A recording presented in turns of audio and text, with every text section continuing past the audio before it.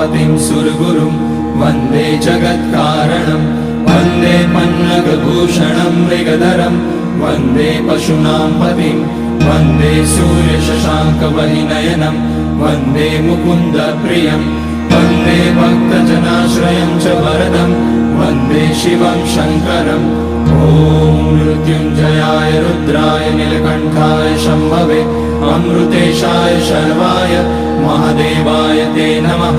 नमस्तेस्तु भगवन् विश्वेश्वराय महादेवाय त्र्यम्बकाय त्रिपुरान्तकाय त्रिकाग्निकालाय कालाग्निरुद्राय नीलकण्ठाय मृत्युञ्जयाय सर्वेश्वराय सदाशिवाय श्रीमान् महादेवाय नमः। ॐ नमः शम्भवाय च मयोभवाय च नमः शङ्कराय च मयस्कराय च नमः शिवाय।